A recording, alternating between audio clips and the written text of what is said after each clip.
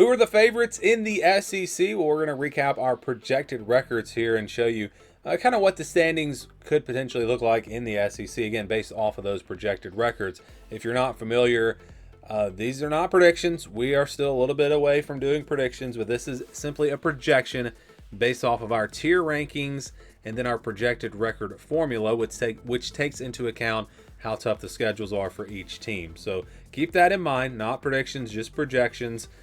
And here on the channel, we do have some big news coming up on Wednesday, so make sure you are looking out for that. But let's jump right in this one is kind of tricky. So we're going to start at the top.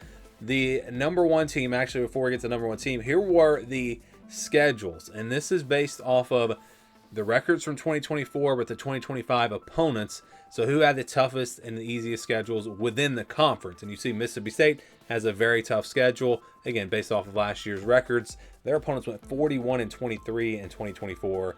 Texas, on the other end, Tennessee, they've got the easiest schedules. Their opponents 24-40, and that plays a huge impact in these projections because you see teams, in tier 1, in the same tier, or in tier 2, that have different records because of the differences in their schedules and how difficult they are. And that's really the story, and that's really what this is all about. It's kind of just projecting, who could have what type of season based off of how tough their schedule is. So at the top, it's actually Texas. Texas projected to win 9.8 games. They are the only team projected to go 10-2. Now, this is based off of the overall records, not based off of, we're not really doing conference standings here because all the projections, it all runs together. We're looking at the big picture.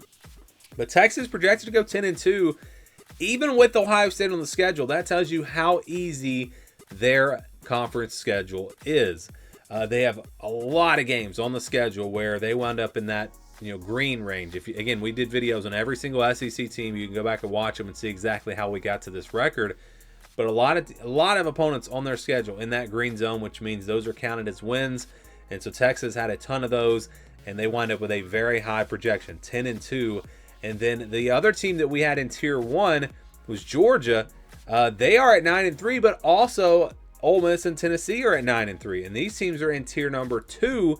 So again, that tells you that Ole Miss and Tennessee have favorable schedules, whereas Georgia has a tougher schedule. So again, based off the schedules, these would be your front runners. But this one is kind of complicated for me, especially as I dig more into these teams in the SEC, because I don't think Tennessee and Ole Miss, although we've got them in tier number 2, I don't think they're quite as good. It's almost like there should be a tier, 2 parts to tier 2, A and B. And if you look into that, the teams that I think are at the top of tier number 2 are Alabama, Texas A&M, LSU, Florida. And I'm not going to maybe go through the whole list, but Ole Miss and Tennessee, to me, are a little bit behind those teams. But again, this is very conservative, and we clump these teams together, and they're all treated the same when we do the projection. And so Ole Miss and Tennessee are, again, looked at in the same way as Alabama, Texas A&M, LSU, Florida, those teams. So 9-3, the projections for Ole Miss and Tennessee. Again, that does tell you just how easy their schedules are. But for Georgia, it's a tough schedule. So again, based off how good we expect each team to be, and based off of the difficulty of the schedules, these would be your front runners. Now, I don't agree with that. I don't think Ole Miss and Tennessee are front runners, especially now that Tennessee has lost Nico. I just don't really see either one of those teams having a great shot. I would say they're more in that dark horse category. But again, based off of their schedules, I'm telling you, it gives them a chance. You don't want to sleep on Ole Miss or Tennessee. And then, of course, Georgia up there. It's almost like, when I look at these tiers now, it's almost like Tennessee and Georgia. We had them in tier number 1. Again, a lot of this is based off of last year. We could have probably put some other teams in tier number 2 and split off tier 2 and move some of those teams like Ole Miss and Tennessee down into tier 2. So it's interesting. Again, this is not a prediction.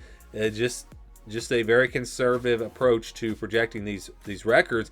You see Alabama number 3. So there were actually 6 teams projected to go 8-4. I'll show you the other 5. We couldn't fit them all on one screen, but Alabama, one of those teams. The more I look at Alabama, though, I think they might be closer to a tier 1 team. If you look at this defense and what they've got coming back, plus the additions in the transfer portal, this could be a really good defense, potentially the best defense in the SEC. The offense really, comes down to the quarterback. Some youth there. We'll see some inexperience there.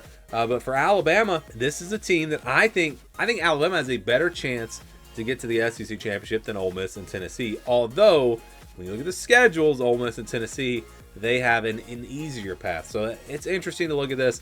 The other teams that were projected to go 8-4, we got 5 of them: Florida, LSU, Missouri, South Carolina, and Texas A&M. And again, these teams right there with Alabama.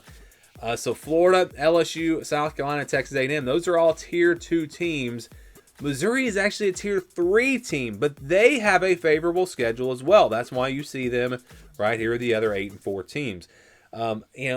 Again, I look at these teams having a real shot. I mean, Florida, LSU, South Carolina, Texas A&M, I think these are all going to be really good teams. And like I was talking about earlier, you kind of split these. You just kind of split this tier up. I think South Carolina is closer to Missouri and being in Tier 3 than maybe they are to Texas A&M, who, again, when you look at Texas A&M and you start really looking at that roster, A&M could be a very dangerous team this year.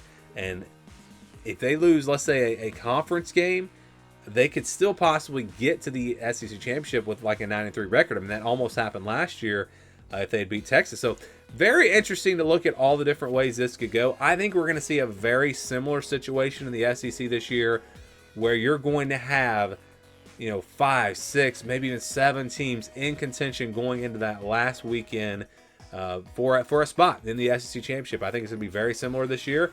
When you look at the schedules and the way those set up, again, it favors some teams more than others.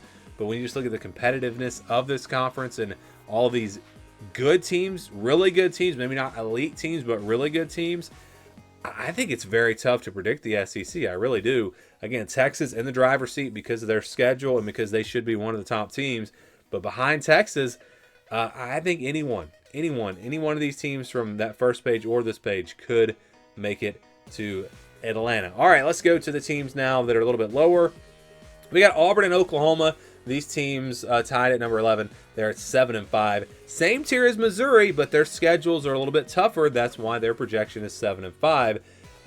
I don't know if I would even go dark horse with these two teams. Again, with some pretty tough schedules, plus teams that are not expected to be near the top of this conference. I don't really even think we're in that dark horse category. I mean, it would shock me if we saw, maybe Auburn, because of some of their pieces, maybe it all comes together just right for them. They do get Alabama and Georgia at home. Maybe they're a dark horse team, but for Oklahoma, I think that schedule is just going to be way too tough. And then we go to these teams projected to go 6-6. That's Arkansas and Vanderbilt. Could Vandy get to a bowl game 2 years in a row? That'll be interesting. Arkansas, again, right there, I think teetering at 6-6, maybe 7-5, maybe 5-7. So I think that's a pretty fair projection. And then we've got Kentucky, actually 2 games lower at 4-8. Kentucky not projected to do very well this year. And then finally, Mississippi State, not only projected to be the worst team in the conference, the worst record at 3-9, because their schedule is absolutely brutal. I showed you that earlier. They've got the toughest conference schedule based off of records from last year. Plus, you've got Arizona State in the non-conference. Boy, it's going to be tough, I think, for Mississippi State to even get close to a bowl game this year unless they are much improved. And maybe they will be. We'll see. But to me, that's clearly the team that's going to finish at the bottom of this conference between maybe them and Kentucky. Maybe Kentucky surprises us. We see teams, bounce back. And, again, this is based off of a lot of how these teams were last year. So if teams make significant improvements or get a lot worse, then obviously these projections are going to be way off because, again, it's based off of how the teams finished last year. We do account, some for teams getting a little bit better or worse, but not really looking at any drastic changes. That's what we'll kind of look at when we get to the predictions. We'll see which teams maybe have a chance to make a huge improvement or maybe they have a huge drop-off. So those are the projections for the SEC. We'd love to get your thoughts, your comments, your projections. Let me know down in the comments below what you think about the SEC going into 2025.